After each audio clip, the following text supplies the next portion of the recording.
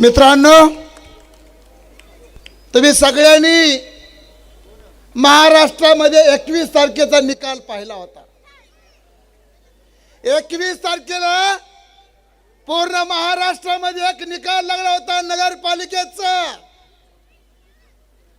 त्या नगरपालिकेच्या निकालामध्ये महाराष्ट्रामध्ये वंचित बहुजन आघाडीचे 12:30 वाजता सगळ्या पक्षाच्या अगोदर, भाजपच्या अगोदर, काँग्रेसच्या अगोदर, राष्ट्रवादीच्या अगोदर कोण निवडून आला होता? जोरात सांगा कोण? आदरणीय बाळासाहेब आंबेडकरांचे 2 सैनिक या ठिकाणी संगीताताई भालेराव आयताताई उठून जय भीम करा।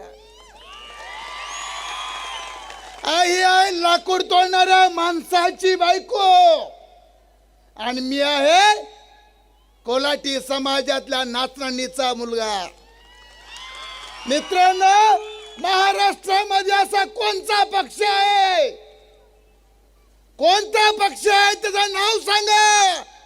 इथं वायद्याला नगरसेवक करणारा, इथं वडऱ्याला नगरसेवक करणारा, इथं पारद्याला नगरसेवक करणारा, इथल्या सायाला, मायाला, नाव्याला, सुताराला, परटाला, ज्याला आयुष्यभर कधी त्याच्या घरावरती गुलाल नाही पडला, इथल्या श्रीमंताच्या घरावर गुलाल पाहायचा आणि घरी येऊन झोपायचं, इथल्या वडऱ्याच्या, कायकड्याच्या, कोल्हाट्याच्या, तिरमाल्याच्या, डवऱ्याच्या, गोसाव्याच्या, इथल्या भिलाच्या, पारद्याच्या घरावर कधी गुलाल पडलेला तुम्ही पाहिला का? नाही। मी गेली 35 वर्ष झालं साहेबांच्या सोबत काम करतो। साहेबांनी उमेदवारी दिली आणि महाराष्ट्रामध्ये पहिला निकाल लागला। ही गोष्ट लक्षात ठेवा। त्याच्यामुळे सगळ्या महाराष्ट्रामध्ये जरा सगळ्याला मुंगळे लागले जातात। म्हणले बाळासाहेबाच्या नादी नका लावू का तुम्हाला मर्यायचा गोळा उठला का? का रे? नको म्हणले ते पारद्याला नगरसेवक करते, ज्याला बापाचं नाव सांगता येत नाही त्याला नगरसेवक करते। इथल्या वडऱ्याला, तिरमऱ्याला, पारद्याला ज्या वायदाचं गेले अनेक आयुष्य कष्ट करण्यामध्ये गेलं, भीक मागण्यात गेलं, त्या वायदाच्या पोराला नगरसेवक करते म्हणून त्यांच्या नादी लागू नका म्हणले।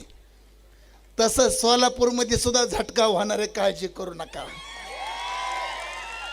साळुंके सर, असा बॉम्ब फुटणार आहे इथं, तुम्ही काळजी करू नका। पुढाऱ्यांनो, जरा काळजीपूर्वक ह्या सभेकडे बघा।